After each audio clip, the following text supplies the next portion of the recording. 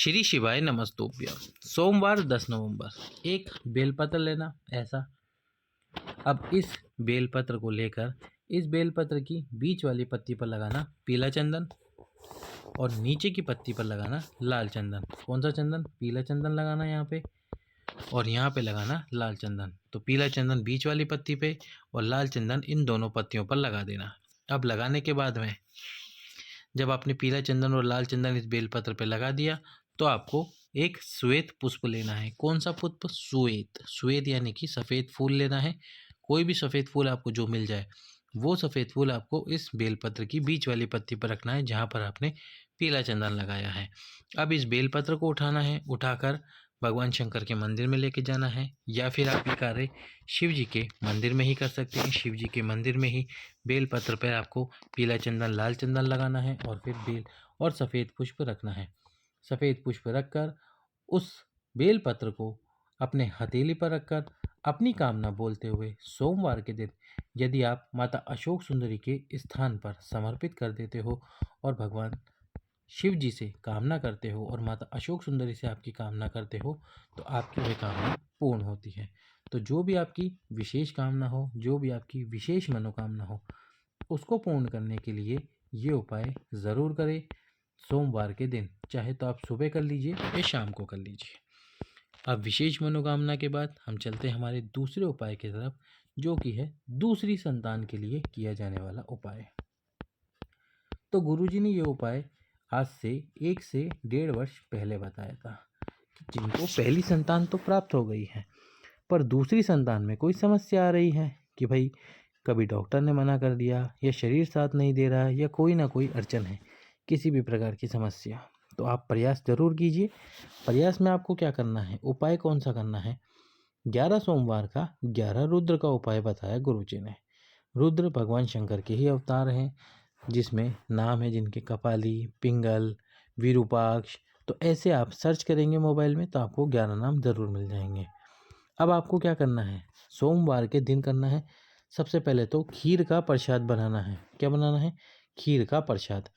खीर का प्रसाद बनाने के बाद मैंने थोड़ी सी खीर बना लो और बेलपत्री के वृक्ष के नीचे सोमवार के दिन बेलपत्री के वृक्ष के नीचे जो मिट्टी होती है उस मिट्टी को थोड़ा सा खोदिए और एक कुंड स्वरूप या कुआं स्वरूप बना लीजिए। कुंड या कुआं स्वरूप आपको बना लेना है और फिर इसके अंदर आपको जल भरना है और इस कुंड या कुएं को आपको नाम देना है भगवान शंकर का जो रुद्र है पहले नंबर का। उन रुद्र के नाम से आपको ये उपाय करना है। कुंड या कुआं बना लेना। अब इसके बाद में कुआं बनाने के बाद में जब इस कुएं में कुंड में जल स्वच्छ हो जाए, मिट्टी नीचे बैठ जाए तो इसमें से थोड़ा सा जल ले लेना और उस जल को पी लेना उसी भगवान के नाम से, रुद्र के नाम से। पर वो पीने से पहले आपको करना है उपाय।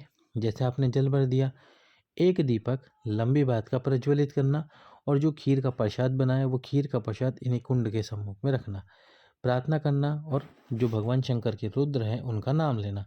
रुद्र का नाम लेकर प्रार्थना करते हुए आपको ये कार्य करना है। उसके बाद में प्रार्थना करना, ये कार्य करना, उपाय करना और जब आप ये उपाय कर लो तब आपको इस कुंड में से थोड़ा सा जल निकालना है। थोड़ा सा जल आप पी लेना, थोड़ा सा जल अपने जीवन साथी के लिए निकाल लेना।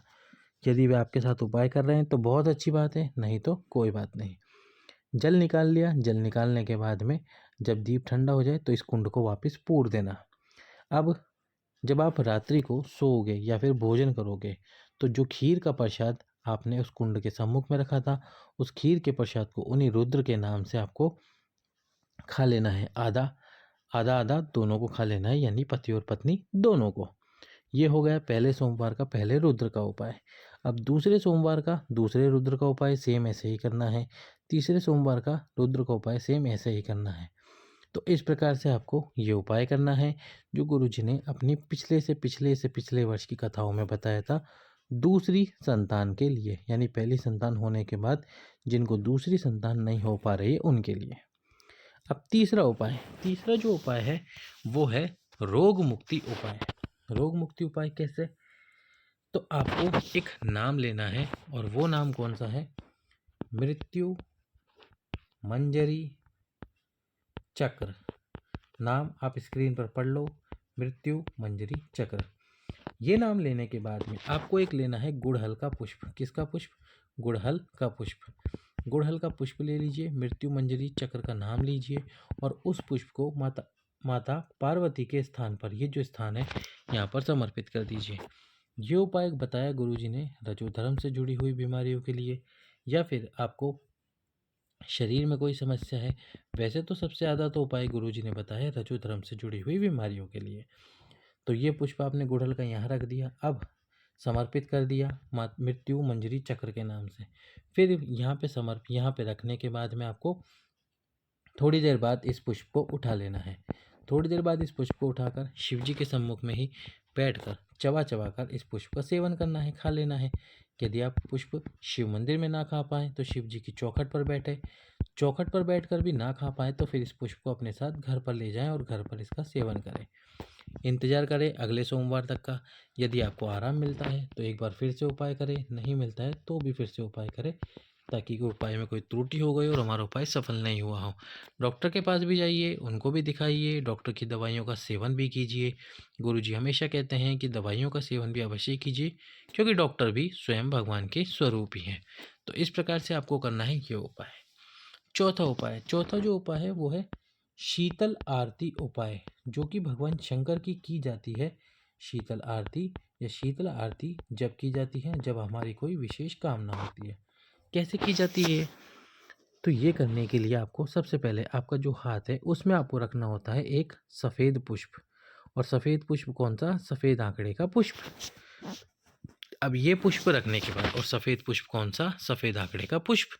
अब ये पुष्प रखने के बाद में आपको क्या करना है, इसके ऊपर रखना है एक कलश जल भर के, और जल भर के भगवान शंकर के सामने खड़े होकर भगवान शंकर के शिवलिंग पे से जैसे एक बार आपने ये घुमाया तो एक रुद्र का नाम लेना है, दूसरी बार घुमा के दूसरा रुद्र, तीसरी बार घुमा के तीसरे रुद्र, चौथी बार घुमा के चौथा रुद्र।